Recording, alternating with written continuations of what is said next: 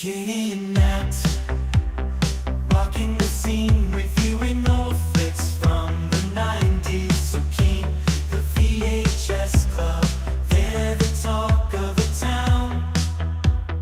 Breaking it down, spreading nostalgia all around.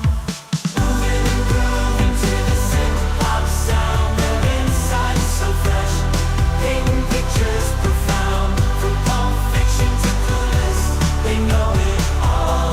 The genuine love for movies stands tall. Unfolding memories on that VHS screen, talking about classics like you've never seen. Katie with her charm, Matt with that wit. Together they make the VHS Club legit.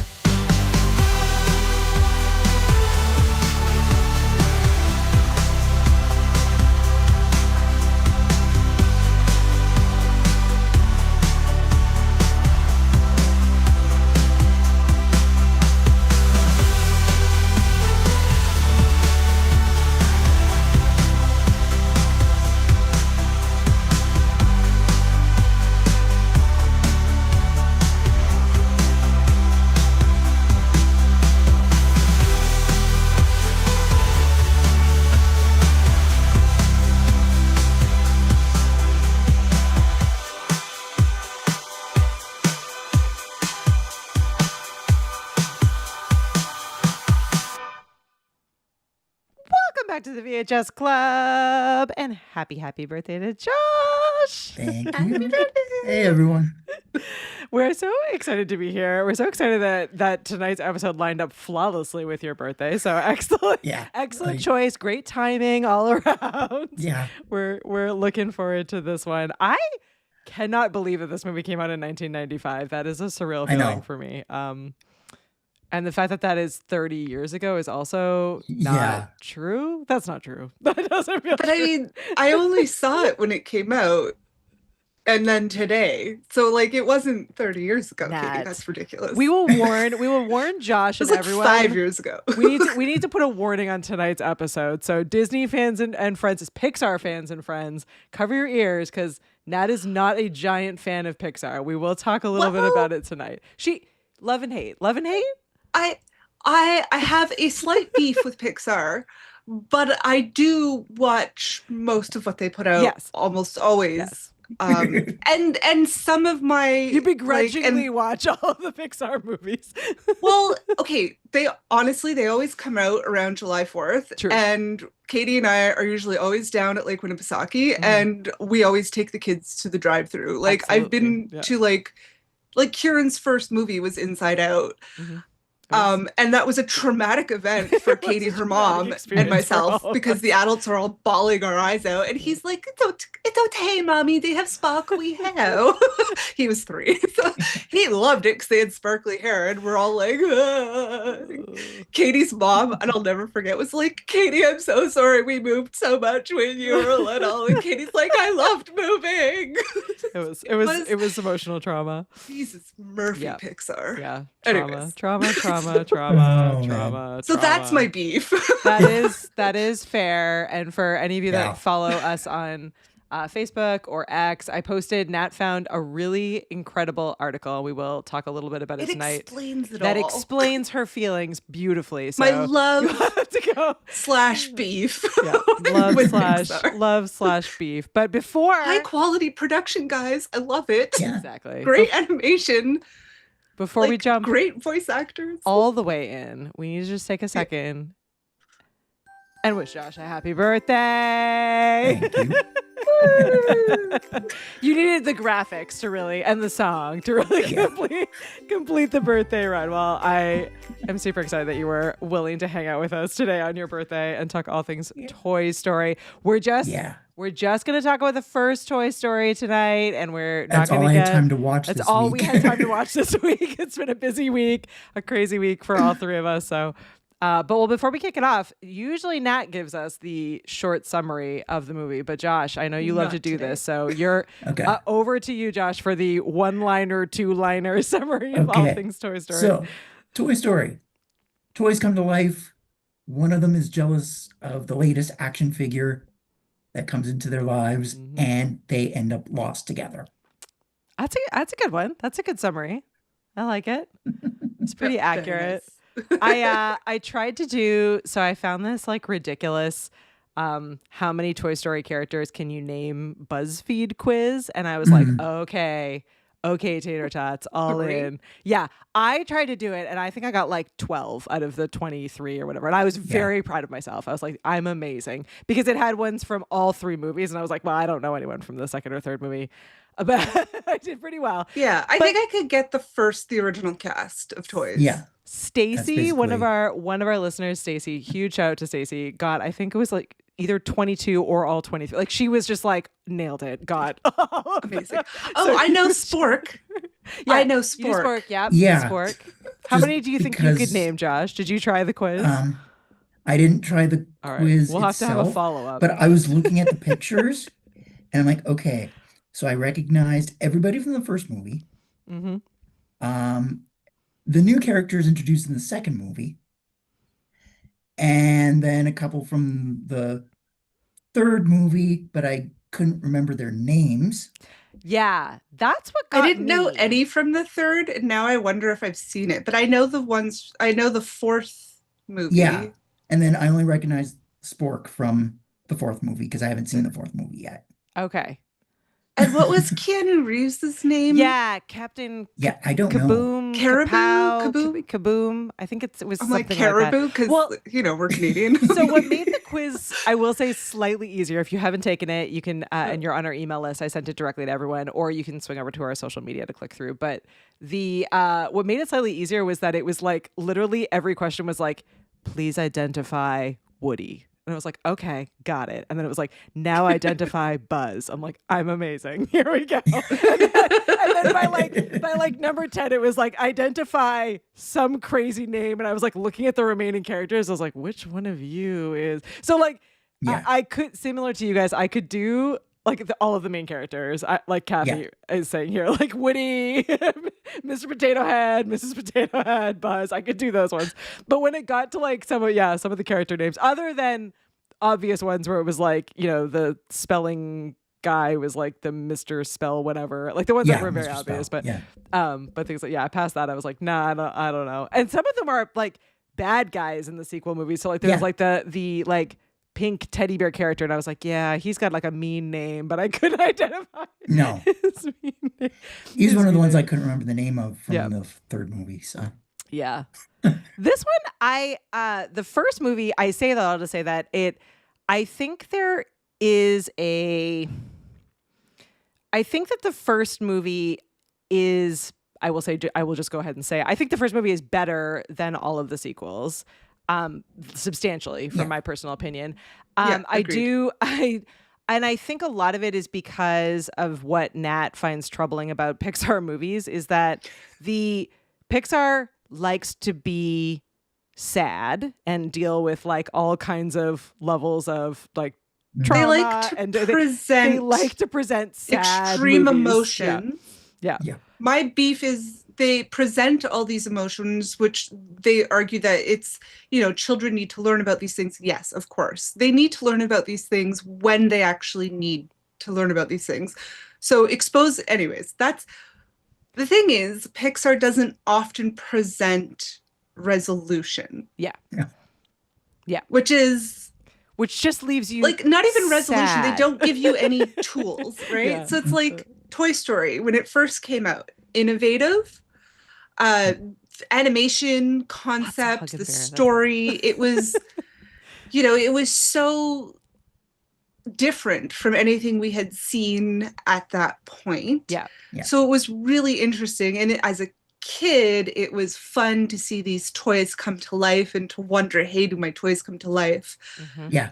The more you think about it, though, after that first, it's really depressing because human beings grow and evolve and change tastes, and you can go back to certain tastes, but this, it really is like the toys are terrified to be replaced every birthday or holiday. Yeah. And it's funny, like when you first see it, they like have this whole like plan in place where the little toy soldiers go Yeah. downstairs. They With the have baby monitor. Yeah. the baby monitor, the play school baby monitor, which I'm pretty sure we had that exact Yeah. one. We had all, if you grew up in like the 80s or 90s, like you had all of these kinds of things. Yeah. Like the nostalgia in this the movie is fantastic. Etch-a-sketch and Yeah. the slinkies. It's like the fire truck toy with the little people. that go in it. Exactly. I mean, I still get I those played with for that. my niece and nephew. Yeah. And I think that nails it, Nat, in that the reason why I think this one in particular is better and more palatable and wonderful in this series compared to the other ones is that you catch a glimpse of that, but it's not as overt as it is in the sequels.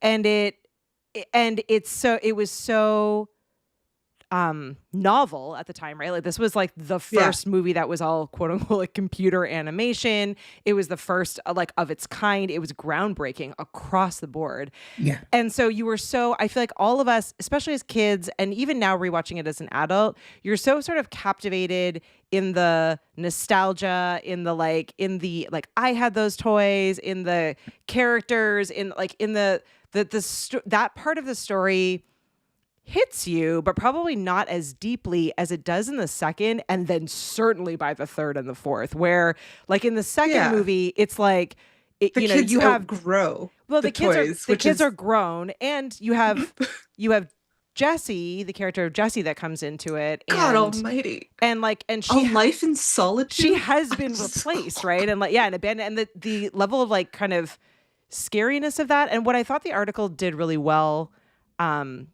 and it's worth a read to just kind of consider it, is that what's strange about it, if you really think about this concept, and maybe we shouldn't because it'll just make us all sad, but if you really think about this concept, what's kind of crazy about it is at its like, if you're not really thinking too deeply about it, you're like, Toy Story is fabulous. It's got like, it's groundbreaking. The characters are fantastic. It's beautifully done from start to finish still to this day. But there is something in that idea of a storyline where everyone, both the toys and the people are helpless in the situation. The people aren't aware that the toys are alive, right? Which sentient. Or sentient, right? And so the kids are just like living their lives and growing up as they should, but the act of doing that is highly traumatic for the toys. And then you have the toys who are completely out of control of their best case scenario is that they will get passed along to another kid and kind of box. Yeah, hopefully not. Like hopefully they're passed along as a group, as their like community to other kids so that they can kind of continue their story. And again, like it's I think fine and a good storyline in the first one, but I think as they continue to develop that story, it just gets more and more depressing, and the more you think about it, the worse it is. But anyway, I wanted. Nat was like, we don't need to cover this in detail because it is sad. But I did want to like call it out because it is interesting, and it is a through line in all Pixar movies. Like Pixar movies in general are more sad. There are exceptions to the than rule. Disney, than like general kind of only Disney movies. Like Brave and Red are not this. Like they don't have that, but it's much later in Pixar. Yeah. It's things like Toy Story and Inside Out and Up and like Up. So, what kid wants to go see a movie about an old man experiencing the trauma of losing his wife? Like I'll stick with The Incredibles. You know, and I loved The Incredibles. And Katie, I'm bringing your kid back into this. We took him to the drive-in theater, and he had a moment he had to leave. Like, and it was like a breakdown. I need to leave now. So I went and I took him for a walk because we were with a bunch of people, and Katie's her daughter was there too and stuff, and everybody else was enjoying the movie, but her poor son was like, no, like I'm out.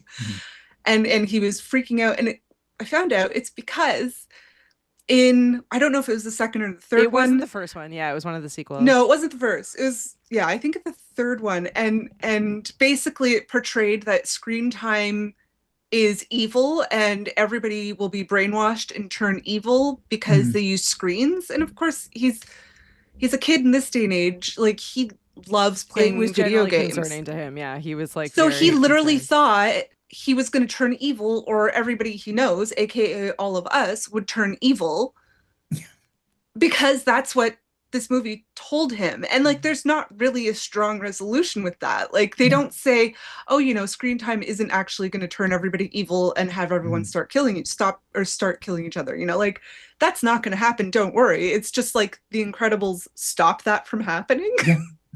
But it doesn't tell kids your tablet is okay and safe. It's not going to make you into a murderer, you know, like, so he had a really hard time with it, and that like almost killed me. I was just like, ugh. And the stupid little shorts they have at the beginning, the dumpling thing where the mom eats her kid, I will never get over it. Beautiful animation. I'm glad they won an Oscar, but what the fuck, Pixar? Shit. Okay, Toy Story. Let's talk Toy Josh, Story. who is your favorite character in this one? Okay. Toy Story 1. So when I was a kid, it was Mr. Potato Head. Oh, yeah. Solid. I love Mr. Potato Head. But now it's kind of a three-way between Mr. Potato Head, Rex, because, you know, Wallace Shawn, and Buzz. Yeah. Nice. Good choices. Good choices. How about you, Nat? Yeah. I loved Woody. When I was younger, I didn't like Buzz because I'm like, you're an idiot. But then as an adult, I'm like, how traumatic was this for him? He literally thought, so all of the Buzz dolls out there in the world literally think they are Buzz Lightyear. No, I liked Woody. I liked Mr. Potato Head, and I loved I liked Slinky. Slinky, yeah. Slinky, yeah. He's great. He's just such a like favorite he was characters always are all the like, backup characters. Yeah. I was just gonna say Slinky always like thought the best of everybody. Yeah. Like he was like a glass half full, whereas like Mr. Potato Head is like, Woody tried to kill Buzz. We're never gonna forgive him. And Slinky's like, no, he's back. You know, like so I like that sort of balance to all of the stuff. Yeah. I love all of the background characters because I think that they're all, again, that you're sort of caught up in. I'm very caught up in this movie with all of the kind of, again, the nostalgia of it. These are represent, even if you didn't have these exact toys, these are representations of like all of the toys that we all grew up with in that generation. And I think what's kind of nice about the community of toys that are in Andy's room is that they all balance each other really nicely. So exactly what you said, Matt. Like, I love that, like, Slinky is like an endless optimist, and you have Potato, who is like, you know, who is super sarcastic, and then you have Rex, who's like panicking all the time. Like, and they each individually would be like boring and not all that interesting, but together as a community, they're awesome. And there is something about like, it is interesting in this article, or even just in research about it, there was a lot of conversation about like the characters of Woody and Buzz, who are the main characters in this story. And I guess in the initial edit of this movie, which had a completely different name and was just like crazy, I guess like Woody was written so like so differently that people just like hated him. Like they were like, no, and so I love that like he does come across as this he's a very likable character, but he's also a very real character in that like he's been like the man for so long, and it is like really disruptive to lose your place in the community and lose like the relationships that you have with the people within the community. Like I love kind of that part of the storyline. Even like, I know we just talked about like all of the kind of the heavy part of it, but even if you just think about like the toys part of it, I love that you have kind of this community and you have all these characters dealing with like how and where they fit in to this space. And I think you're right. Like Nat, like even Buzz it's interesting, like having him come in and not knowing, like not even thinking he fits in this. He doesn't even think he's like one of the toys, right? But like how he navigates that and deals with that, I think is really that part of the storyline. I think is really well written and so beautifully acted by an absolute all-star cast of actors, like from start to finish. I think Tom Hanks really changed the tone of Woody too. Like that was really smart casting, which at the time it was odd to have these really mainstream actors do really like novel. a kids movie. Yeah. And it's like, it's not that it hasn't happened before. I mean, if you look at the cast of the Transformers movie from the 80s, like the animated movie, you'd be like Orson Welles. Like, what? Like Don Johnson, like the cast was ridiculous. But it didn't happen super often. And to have this as such like a frontline movie, like a Pixar Disney movie, and to have these at the top of their game actors do these parts was really different. So and it is crazy. Sorry, I'm scrolling through because I mean we always talk about this in like almost every single movie, but the actors that could have been so Tim Allen only got that role as Buzz because Chevy Chase turned it down, which is a really interesting, like would have been a really two hugely problematic people going for one character. I know there are actually a lot of problematic people but that's that aside. And then Billy Crystal turned down Woody, which apparently he still regrets to this day. Like he thinks that was like one of the worst decisions that he made.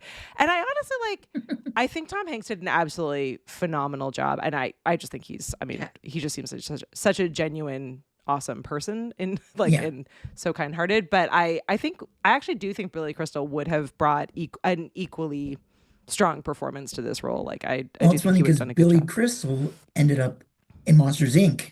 Like 5 or 6 years later. Yeah. So I wonder if I think that casting went right for him, or if he was just like, not quite. Like if Toy Story's like you're right. Yeah, I had forgotten that he was in that one. But yeah, that is phenomenal. I do love Caleb is reminding us that his favorite character is Ham, the piggy bank, which again, Ham is like a little bit devious. So like he's a little on the dark side.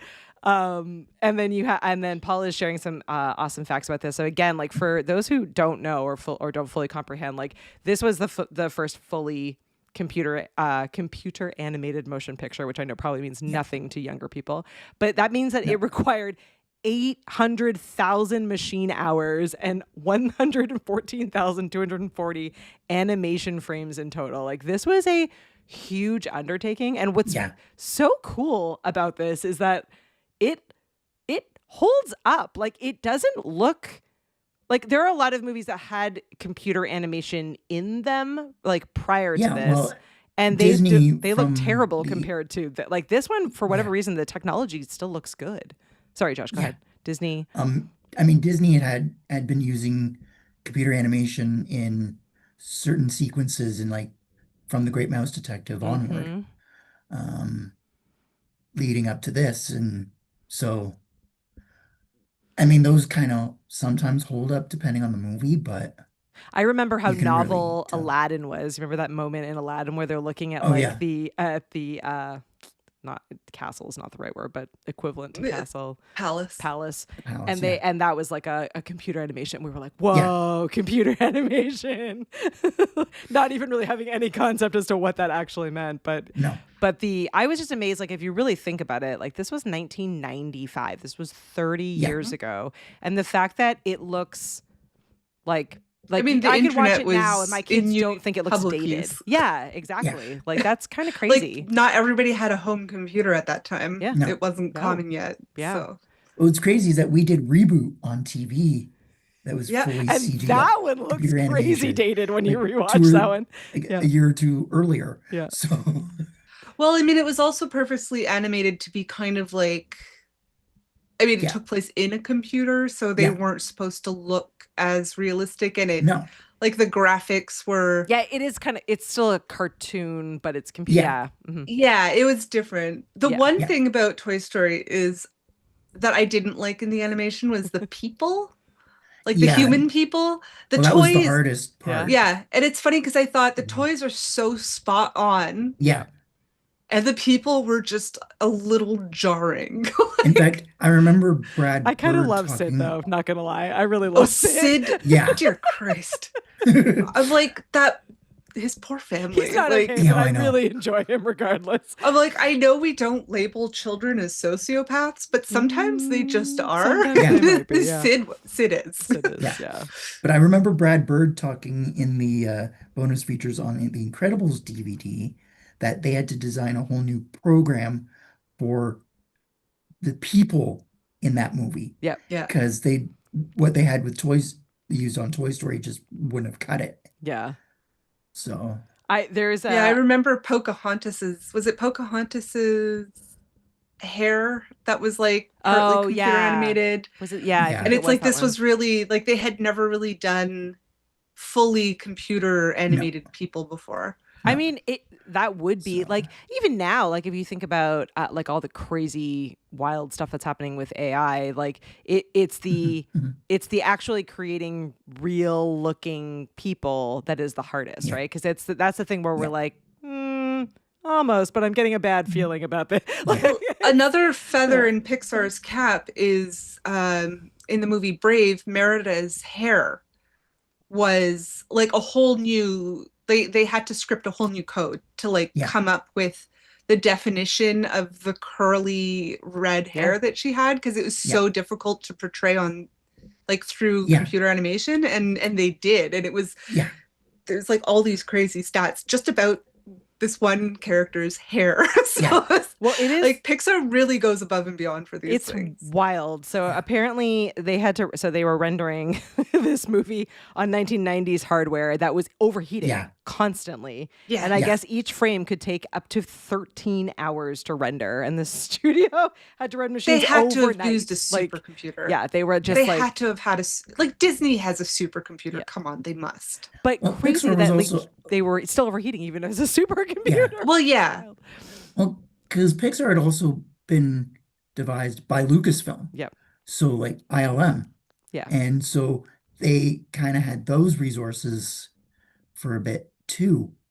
Well, so when they became their own company. And influenced I fully remember the story, and of course I don't have that in front of me with my notes, but Steve Jobs was also involved to some extent with Pixar as well. So like they had the best, the top minds in technology helping them for sure. But even what's crazy is even with that, and even with like all of kind of the resources available to them, it was still like super hard and like took forever and was absolutely crazy like in all of it. My other favorite fact about just like the technology of all of this, so I'm scrolling through to find it, is the I guess one of the so an animator accidentally ran a command that began deleting the movie's files from Pixar's servers. And the only reason it survived was that one of the team members was working from home because she was like just had come back from maternity leave and she had a backup copy at home. So like props to the new mom who was like, I got you, and was able to save the day. Otherwise, that would have been crazy. See, maternity leave is important. Maternity leave is important. And remote work is important. Remote work is because important. It allows for backup. Having a woman being like, we should back this shit up. Obviously, guys. Not just a woman doing it, but the fact that it was the 90s computers that people didn't understand as well as they do today. Oh, yeah. Okay, no, let's be honest, though. If you didn't back your shit up, even in the 80s, even in the 60s, like, what the fuck were you doing? Yeah, exactly. That's ridiculous. Yeah. I mean, 90s Natalie had this compulsion to hit Control Save maybe about 47 times before continuing a sentence. Yeah. Just because I did the same thing on all my homework assignments in the 2000s. So because there was no worse feeling than you're like, oh no, blue screen of death. You lost everything. Yeah. And it's like, and they want your homework typed now. So Control Save. We have now summoned all of the geeks. So Doc is here, and he said, "Okay, well, you can't call them sociopaths anymore. They're now called antisocial personality disorder, folks." So fair, Doc. Paul is saying the used Silicon Graphic workstation was rendered on SGI and Sun servers. And Doc is saying that Toy Story was rendered on Spar C Station 20s. I hope I said that right, Doc. So there's your nerd break of the moment. But I love it. I love that because I feel like I mean, again, like this is one of those movies that just like certainly defined a generation and really like I made a huge change in how movies are made now. Yep. It changed the animation industry. Yeah. It did lead us down a path of having like only computer animated stuff for a while and then losing the artistry. Yeah. I'm glad we're back with where we are now. Animate like hand animated, like and it both are art. Don't get me wrong. Like it's just different. Like we shouldn't have lost one, almost completely lost the skill set just because, you know, like now that we have both and there's like hand animation coming back and computer together, and that's great. I love that. Good space. Doc is saying that he bought his SGI because of Toy Story in 1995. Excellent, Doc. I love that. I absolutely love it. Well, okay. So we talked about our favorite characters. All right, Josh, but we didn't ask you like what, you know, we always want to know like what made this your pick. So it was your birthday, so you were obviously coming on, but what made this your birthday pick? So partly this is because it's the 30th anniversary of the movie, but also because it was one of the very few times that my entire family went to the movie theater to see a movie together. Okay. My grandparents took my parents, me, and my siblings to see it for our Christmas present. Oh, I love that. Yeah. And then a year later, I got it on a VHS, and we had one of those yak backs. Oh, yeah. Except it was a yak. So we recorded the line, "Oh no, it's a combat Carl." While that scene was playing on the TV on VHS. That's love amazing. That. I think when we were little, we used to like when they're like the claw. Yeah. This really like, has really lines. They're a full-on cult. Yeah. It's true. All right, I said the backup characters in Andy's room are my favorite, but I do also really love the vending machine aliens. Yeah. They were fabulous. I'm like, there's no way Sid got the Buzz Lightyear out with a claw. No. Have you played those claw machines? Like, it's not physically possible. No. I'm glad he did it for the purpose of the movie because Woody and Buzz got to make up and all the toys made up and whatever. But like, there's no way. It's really the fault of the aliens because they were pushing. Yeah, the aliens are total jerks. I mean, I love them, but they're not jerks, Katie. They're in a cult. You can't yuck somebody's religion. That's true. They freedom of religious expression. They needed Woody. They needed Buzz out of the way so they could get through to the claw. I'm just gonna put it out there. I don't actually think that cults should qualify for religious protections because they are not genuinely part of religion. Like, I was cracking a sarcastic joke. It came out a little too dry, so I want a disclaimer. Cults bad. Wait a second. Val has seen this one. So now Val and the three of us all need to say what our favorite scene is. All right, Josh, over to you. What is your favorite moment in this movie? It's okay to have more than one, but if you have a favorite. The moment that makes me laugh the most is Sid is just strapped the rocket to Buzz and is about to go outside, and then it starts thundering and lightning, and he's like, "Oh man," and just turns into a total kid at that moment, like just so disappointed. In fact, he's so disappointed that he goes to bed. He's really great at self-regulating his emotions. Yeah, clearly. Full shutdown. Totally fine. Nothing to see here. Nothing to see here. How about Katie? What's your favorite? Oh gosh, I don't know if I have like a full favorite moment. I love like the one-off lines that are a nod to like not even like, for lack of a better word, inside jokes, like the one-off lines that are for people who are just like of our generation and get what it would have been like to be a kid and a teen in the 90s. I don't know. Yeah, Woody has some pretty snappy. Woody's lines are fabulous. I mean, like all of the backup toys, like all of their lines are fabulous. The second tier toys. The second tier toys. The one thing I did not realize until much later, which of course, but the the weird, wonderful Disney Pixar humor of Sid's toys, like the like. So funny. Is so funny. Like if you like look at some of the memes out there with like I know this is not like the word we're supposed to use anymore, but like the hooker toy, and they're like all of those toys are just like. I mean, that's what it was. Yeah, as a kid, it was a pair of Barbie legs on like a fishing reel with a hook. I know, but we're supposed to call them sex workers now. But then it would have been a funny pun. So I know exactly for the sake of the pun. I mean, no shame. Yeah, like if you can make money safely, good for you. Yeah, you're making way more money than the rest of us. I am with you, Paul, on like every time Mr. Potato Head disassembled. Like it was like the Picasso. Not one scene, but like all of those just like toy moments, I think were absolutely fantastic. Yeah. As Doc said, like it was a reminder of all the toys that we had growing up. And funny, like Doc, for Doc, it's like the reminder of the toys that were from the 70s.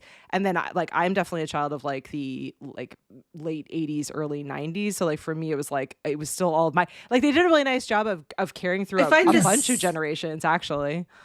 Yeah. I mean, in the 70s and 80s, that was kind of like the beginning, I would say, of the more consumer era, like the 80s especially. Yeah.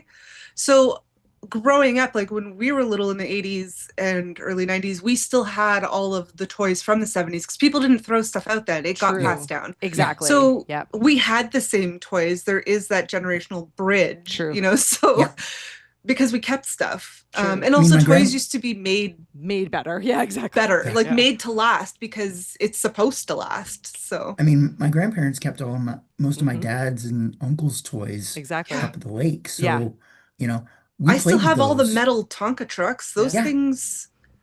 We did too. They're still around. That's a very Canadian thing to say, Josh. All the Canadians are like, well, we hung out with our grandparents up at the lake. It's like that was the thing to do. All of us had grandparents who had a place up at the lake. Every summer, grandparents at the lake because our parents took their vacation seriously. Kids up at the lake. Kid free zone. And as Doc said, like played endlessly with Slinky, Potato Head, Army Men, Lincoln Logs, Hot Wheels. I have a Potato Head like right here. Hang on. Hang on. I wish I had. Ow. Wait. Oh no. I lost everything. Oh no. Wait, I couldn't. There it is. Listener viewers, Nat is trying to find her potato. No. Except I'm taking was that you a on Darth a ceiling Tater? tour. Was that the Darth Tater one? No, it's Mando Tater. Mando. Mando Tater. Yeah, I do. Like it's Pedro Pascal, Katie. I do have. So I like you, Nat. Also, I have Darth Tater, and then I have a regular Potato Head, and then I have Mrs. Potato Head, and then I have the little taters. I have the little we couldn't remember his name. Maybe no. I have the Keanu Reeves in Toy Story 4, 3, whatever his character is. Captain. Whatever his name was, but I have him as Mr. Potato. In my head, it's Caribou Kaboom. I don't know why. And now he's French Canadian. We just did it. Okay. We're up to 23 or whatever the My favorite scene is when Woody is desperate to get back to Andy because the moving truck is there. Mm-hmm. They're all packed up and they're leaving, and Buzz has a rocket strapped to him. He's also lethargic in his depression because he realized finally that he is in fact a toy and not a spaceman. Which would be really upsetting. Shocking. I mean, and he gets all of Sid's hybrid toys. They all band together to get Buzz and Andy out and also to stop Buzz and Woody out and to stop Sid from tormenting and destroying all the toys. They decide to break protocol and they kind of haunt Sid, but then also talk to him and terrify him. Like, you're right, we don't like being destroyed, Sydney. It's like. And his sister Hannah holds up the doll and he just runs out of the room screaming. Creepy And eyes. Yeah. Another thing that was super depressing about the rest of the Toy Story franchise is that Sid never learned his lesson. No, Sid doesn't learn his lesson. Which again, and I know Doc is right, we don't label people anymore, and it's a spectrum, and I said sociopath, and that's not necessarily true. Psychopath, yes.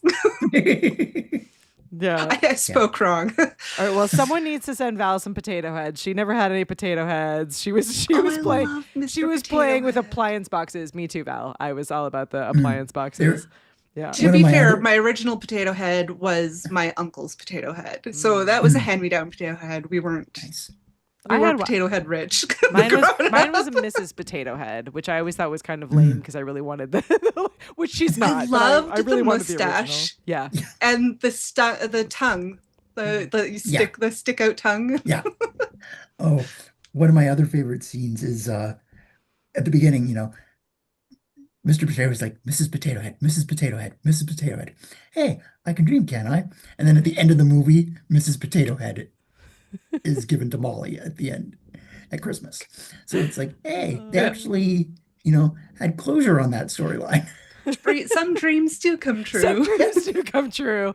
I do love the idea that the toys, I mean, other than I guess Buzz, like the toys are so like hopeful for like a new member of their community. Like all the toys are kind of they're nervously slightly waiting for like what is the new toy that's going to be added in.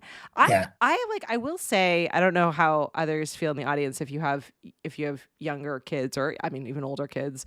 I feel like my kids didn't have that same level of excitement at birthday parties. Like my kids had crazy birthday parties, as Nat can say, big over the top crazy birthday parties, and continue to have crazy birthday parties. But there was something about the idea of like there were only so many new cool toys, and we all watched all of the same TV shows, and we got advertised all of the same toys. And on one hand, I hate that because I hate that like there's, we just were served endless ads. As you said, this was kind of the beginning of consumerism just coming at kids nonstop. Yeah. But the flip side is that there was something really fun about going to a birthday party or having a birthday party and knowing that like all of the stuff that's wrapped up there are like things you're like super excited by. They were like the coolest, newest things. Like,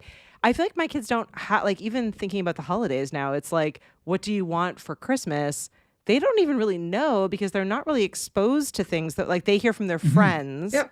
But they're not really exposed to commercials the way that like we were, for sure. A lot of stuff that I got your kids was stuff that we liked when we were kids. Yes. Yeah. My poor kids are like, Rainbow Bright Doll.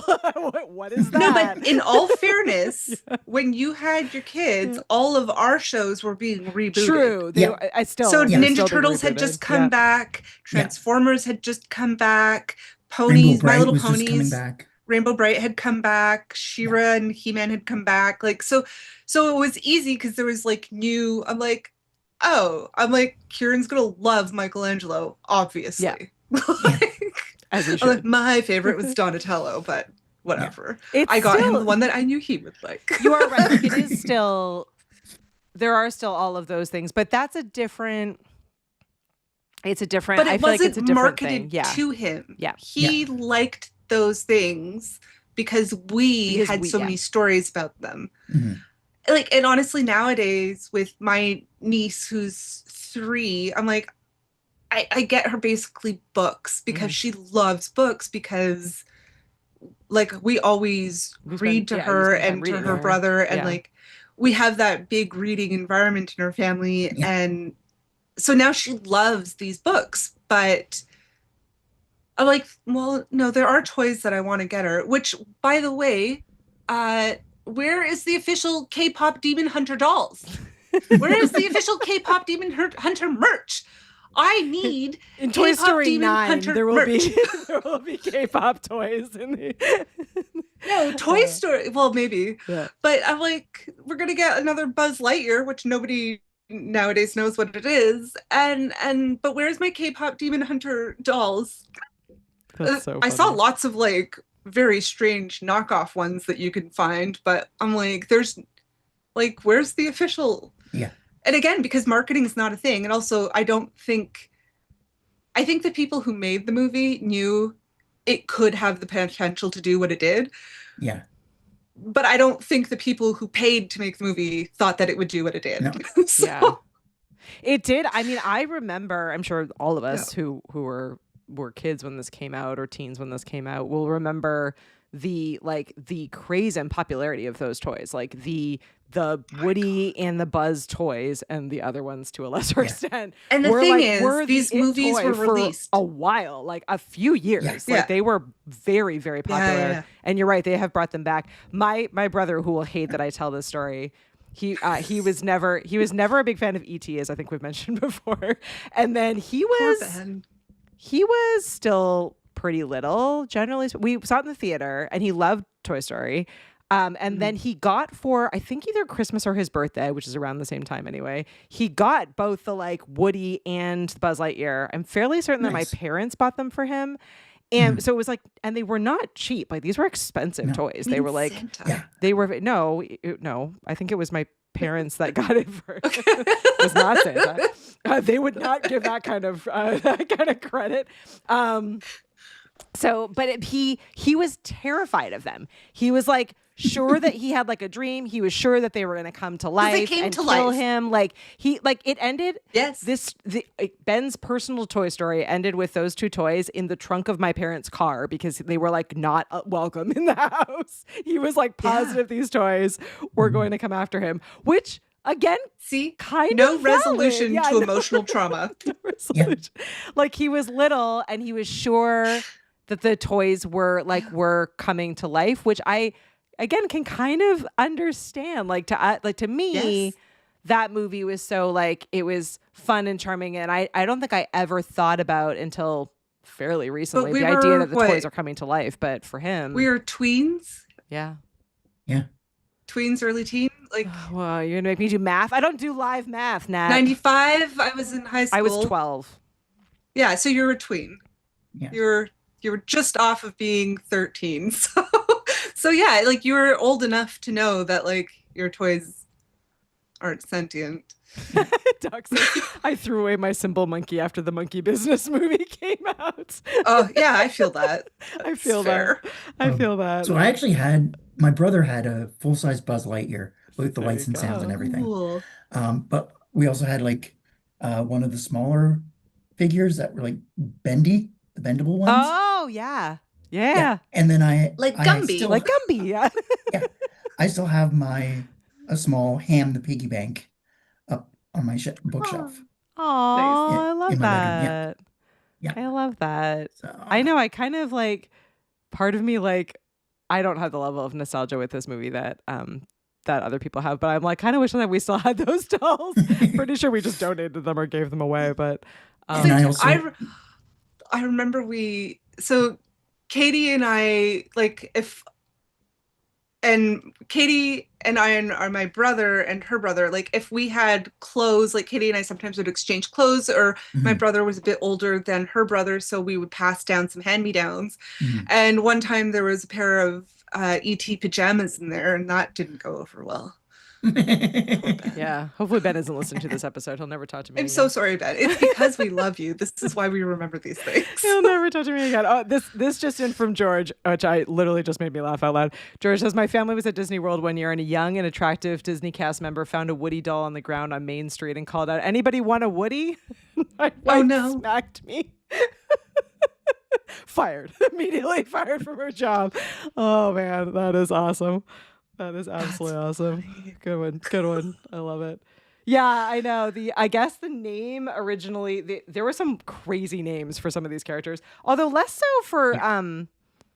for Woody than for the other ones. I'm going through here to find them. You know, that makes me think of when my brother ruined the Goonies for me because the pirate's name was One-Eyed Willie, and then he wouldn't stop laughing about it. Exactly. I know this one's pure compared to some of the movies we watched. Lunar Larry was one of the original names for Buzz Lightyear. Lunar Larry. Other rejected names included Tempest from Morph and Captain Lightning. I kind of like Tempest from Morph. That's very like 80s. Mighty Morphin Power Ranger kind of vibes. Yeah. Oh, I love it. I'm trying to look through some of these other. This was the highest grossing film in 1995, $394 million off of a 10 million budget. A $30 million budget, which is and it was in crazy. theaters for almost a year. It was like the longest running movie in theaters in the 90s, because like you didn't have that anymore. You know, you maybe had a movie in theaters for 5 to 6 months, and then that was it. Then it was on home video. But this was like they were like just almost keep it there. Like it came out of theaters like maybe a month before it came out on home video in 96. I mean, theater release, it's a shame that they don't, if they lowered prices, I think we mentioned this the other week on the podcast, if they lowered prices, people would go back because it's a fun experience. And my brother and I just took his daughter to go see Gabby's Dollhouse, the movie, which was phenomenal, Solid. by the way, in case anybody's interested. But my brother and I were the only people in the whole theater. And like slightly more... my niece is very, like, she's very good. She's very well behaved for a 3-year-old. So like she stood up in her seat, but she didn't like run around. But she could have, because nobody would have known, because there was literally like us and a single employee in the whole like 10 theater cinema, you know, like it was insane. But also it was $15 plus tax, plus Quebec tax, which is a lot of tax. So it's basically like over $20 for a movie ticket, nothing else included. That's part of the reason why I haven't been back to the theater since just before the pandemic. Wow. Yeah. It's cheaper around here. We have like we have a really small you have theater. that little theater. Yeah, we have a really small theater in town, and I think like matinee prices for that are like $6, $8. They're not bad. And then if evening prices are maybe like 10, maybe 12 per person, but it's not awful at all. The 15 plus tax was matinee. Yeah. That's Which, that's I'm like, if you bring back Cheapy Tuesdays, like even just, and I'm dead serious, middle of the week, Tuesday, Wednesday, $5 or $6, $5. It'd be packed. Every seat would be sold out. It'd be like Lord of the Rings midnight premiere again. Like my best friend and I always used to go to the movies on Tuesday nights because it was cheaper. Because it was cheaper. Cheapy Tuesday. Yeah. Kathy's right. Lower concession prices would draw them back too. Like even if the ticket was expensive, but it was like super cheap to get like popcorn and drinks and whatever else, I'd be in.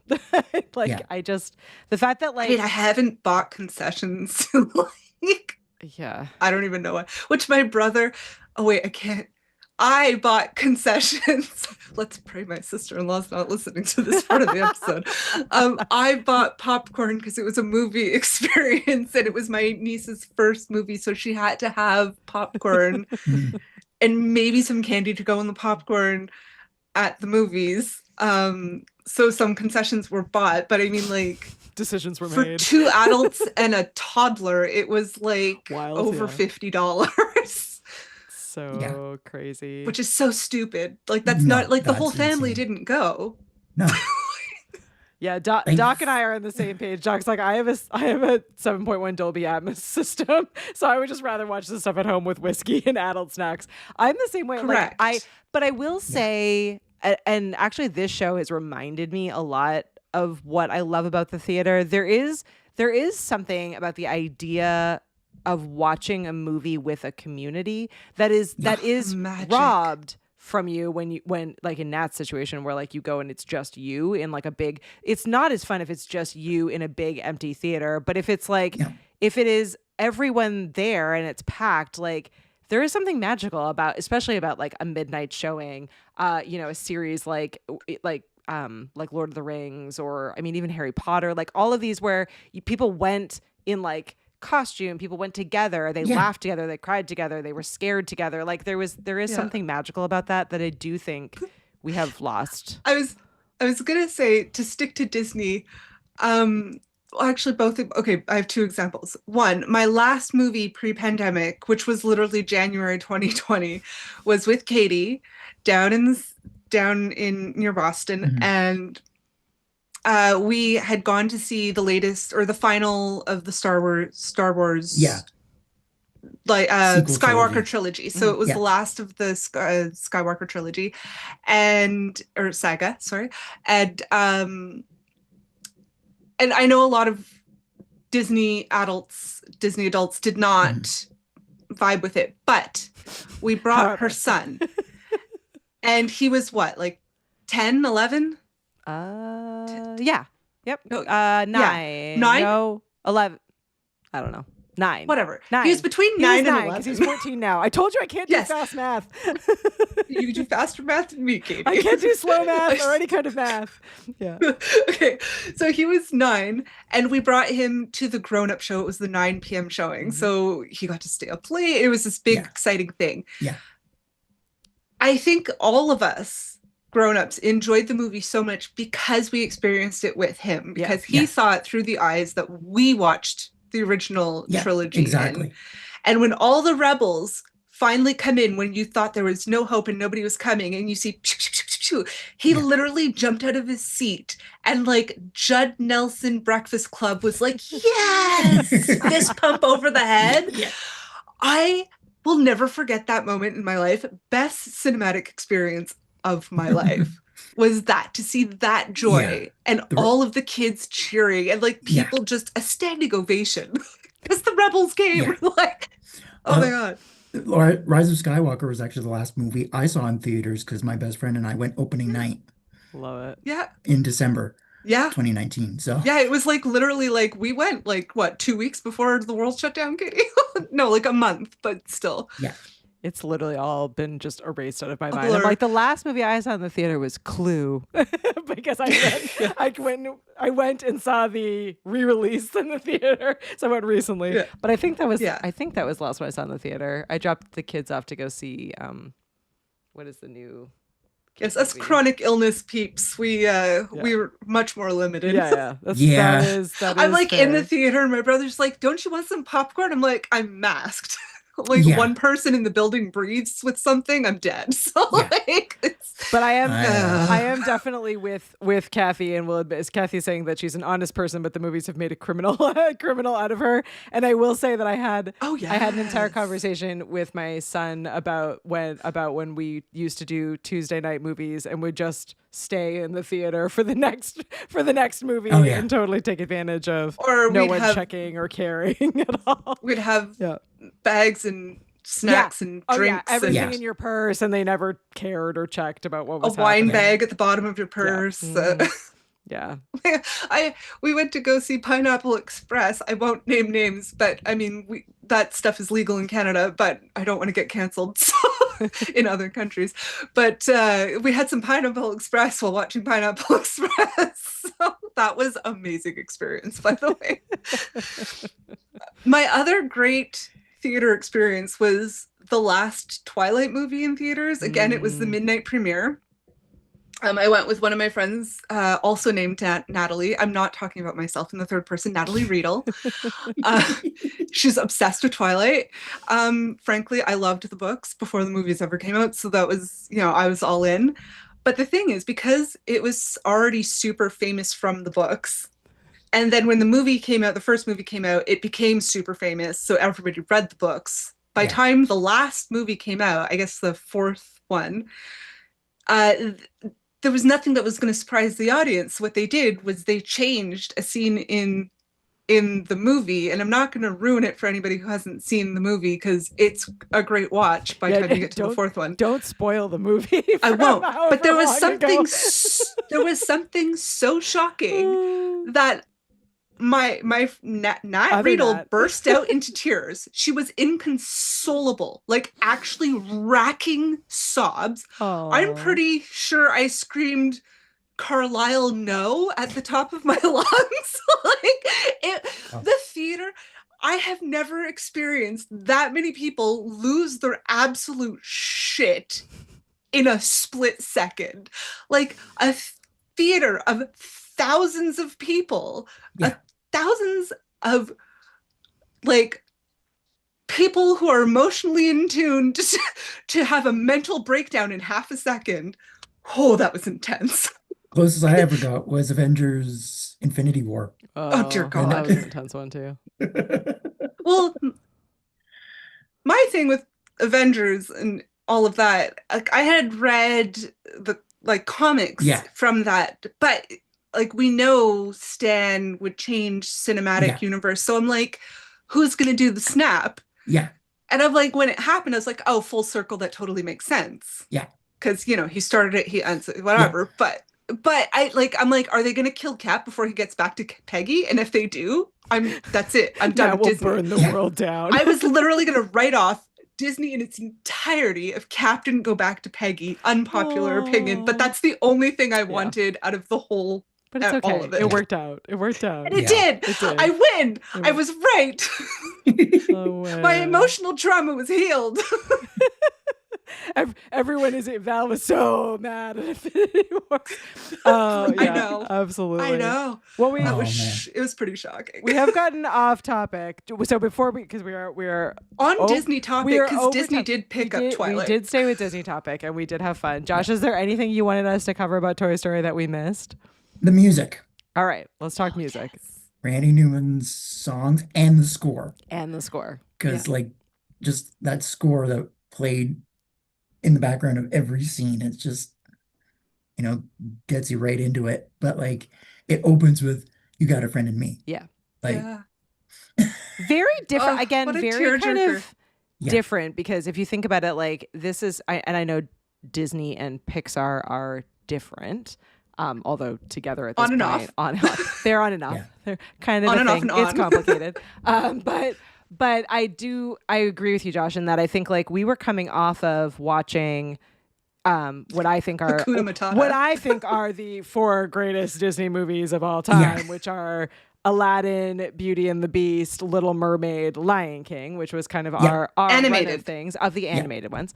And those are are Disney musicals where you are singing along with the characters. And so I actually I really loved the music and the score in this one. And I love what Randy Newman did, because it's so, again, and this is not the right word, but it's old-timey and sentimental and nostalgic and very sweet. And I like that this one, I love a musical, but I like that this one wasn't a musical. Yeah. I think it just made it feel, and again, we're now full circle, but a little sad, but kind of in a good way for this particular moment. This was the good sad in this movie. So I do think it was a really, really beautiful soundtrack. And I feel like I know everyone makes fun of Randy Newman to some extent or another, but I think he did a phenomenal job with this one. And I really enjoyed it. I'm glad you called that out. Doc is saying Disney and Pixar are Ross and Rachel. They really are. Disney and Pixar are Ross and Rachel. Great reference. We were on a break. We were on a break. Yeah. No, Ross, you were not. We were on a break. All right, I'm gonna go through my notes to make sure we didn't miss anything. Oh, okay. Well, this is a great question, and everyone can answer this one as well in the chat. But which toy would you want to come to life if you had these toys in your? Now it's none of them. Josh, which toy would you want to come to life if these were all the toys in your world? Honestly, Mr. Potato Head. Mr. Potato Head. Mr. Potato Head. We would just be sarcastic with each other all day, and it would be hilarious. I would want Rex, because he's like a puppy. He is like a puppy. Just pure joy, some anxiety because he's a puppy. He'd be a great companion, He's a puppy in dinosaur form. Exactly. He's a puppy in dinosaur form. I would definitely keep Rex for my whole life. Yeah. His little short arms, he wouldn't be able to do much. No. It's okay, I'd help him out. Val's hard pass. Toys coming to life is creepy. I don't know. I love Slinky, but I love Slinky, I think, because it's earnest. Which I know it's not. Yep. It is not officially earnest, but I love the. I don't know. There's something, super nostalgic for. It's Jim Varney. For hearing Jim's voice, and I love that. But I'm with you though. I do think the sarcasm would be fun. Ham would be fun too, because he's kind of almost bad guy vibes, but not fully. He would be fun. Oh, Kathy's saying Etch a Sketch. Yeah. Yeah, there's some like lesser known not lesser known, but like smaller characters in this movie that would be really fun. And the what is it called? The you're all gonna yell at me. The speaker where you type the buttons and he says the things. Mr. Spell. There you go, Mr. Spell. There you go. Yeah. Yeah. And Doc and I got to ride the Slinky coaster at Disney World, so you should be jealous. You should all be jealous. It might be one of my favorite rides at Disney World, not gonna lie. Not gonna lie. I know, yeah, Val, we all lived through Chucky and those toys coming to life. Oh yeah. Not the same vibes at all. Not the same. There was that one New Year's where one of Katie's kids' toys started talking and everybody else was in a different room, and that I'm pretty sure Dane put that in the recycling bin, like a neighbor's recycling bin down the street. Cause we're like, yeah, fuck that. We're not going into New Year with that possessed. We had two toys that like quote unquote came to life. We had a kid's puzzle that when you lifted the piece, it would make like that animal noise. So it was like, the cow goes here. Yeah. But it was light sensitive. So like if the kids didn't put the piece back on, after a while, it would just like make the noise because it thought the piece was off, which it was. So it was just like random like cow noises or like chickens, whatever. We're like not into that. But the creepier of the two was that we had this cash register, which was an awesome toy. It was like really well made. It taught the kids math. Like everything about it was incredible. But it like, so whoever turned on it was crazy. Own. It turned on its own, and it would be like no, but the button was in the off position. It talked on its own. It talked on its own, and it said like creepy things. This is not exactly what Come it said. And play but it with was, me. Yeah, it was something like that. It was in that vein of coming. We were like, no, this is that's done. exactly what it was. Haunted forever. I will like. We're like, you know what? We can get them not a couch. I'm still not okay. Yeah. Yeah. Come and play with me. So none of those, but the rest of the toys could come to life. The rest of the toys could come to life. None life. of us named a doll, so we're with you on that one, Val. No talking puzzles for Val. Paul's saying speak and spell, phone home. Yeah. So speaking of haunted dolls, Annabelle needs to make an appearance at the White House sometime soon. Should I have said that? I'm like, oh no. Okay, don't cancel me, FBI. I'm only joking. That might solve some problems. Well, we've gotten Kathy's saying, her favorite childhood toy, Easy Bake Oven. I do love an Easy Bake Oven. I love that. All right, fine. I can still taste. Let's play for another few minutes. Fake. Everyone put their favorite toy down. Josh, what was your favorite toy? Doesn't have to be a Toy Story toy. What was your favorite childhood toy? Okay. So my absolute favorite childhood toy was Teddy Ruxpin. Teddy Ruxpin.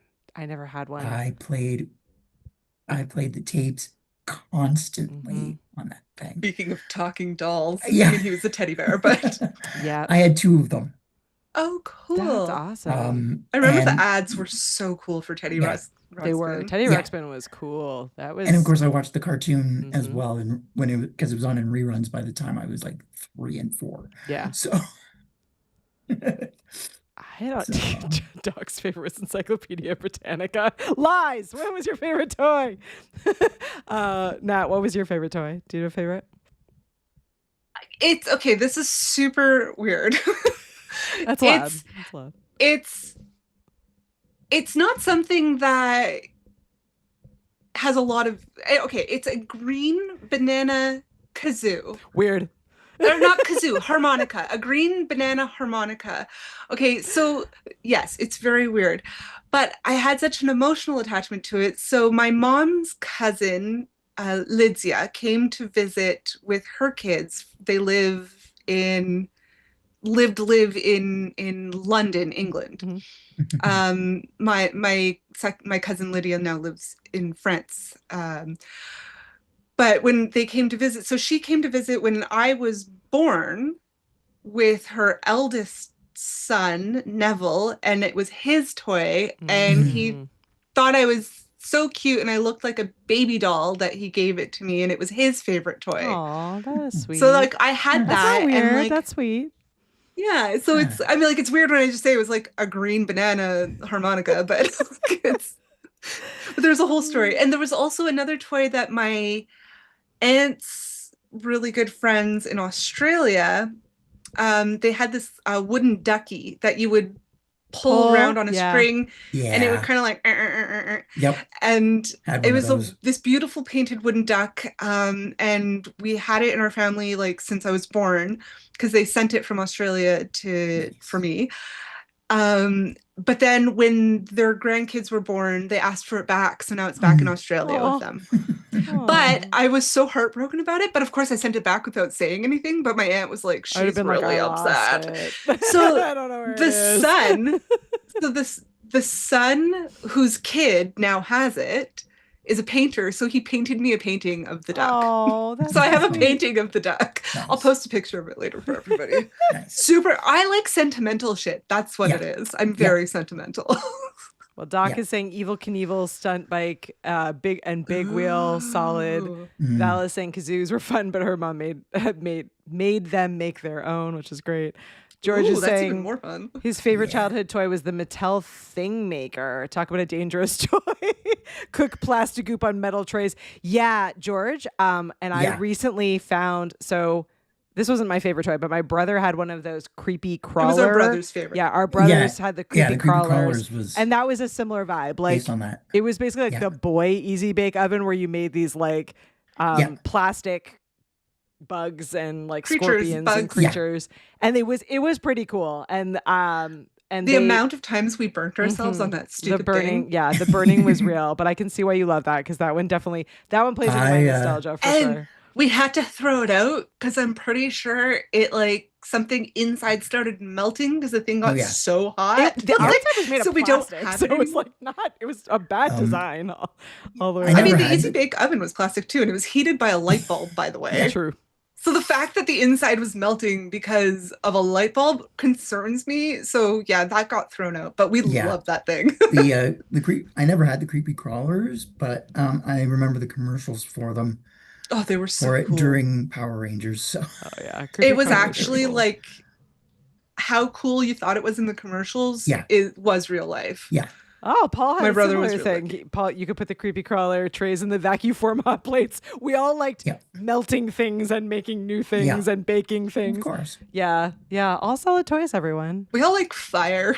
Yeah, we all like fire. We like the dangerous toys, except for Josh, who likes Teddy Ruxpin, which is a solid choice as well. And I still have my original Teddy Ruxpin too. That's amazing. All right, well, you have to send us a picture. Yeah. So we can share. Well, we've come to the end, and Josh, whatever you say is the rule for how many potatoes this is, but you can all drop in if you're hanging out with us in the live studio audience. Drop in. You could rate this one in potatoes, cowboy hats, rocket ships.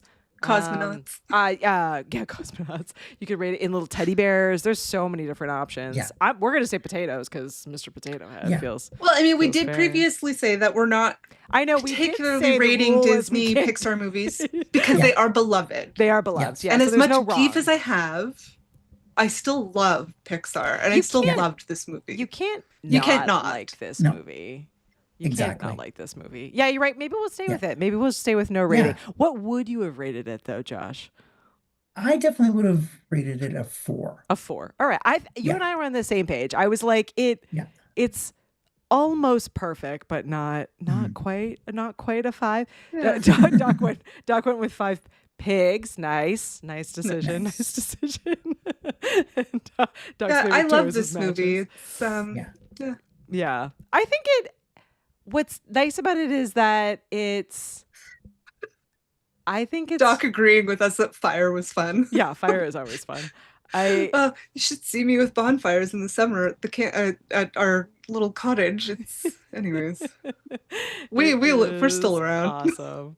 Well, this episode is really going to play very nicely into our upcoming episodes, because without Nat's permission at all, I booked our next 2 episodes.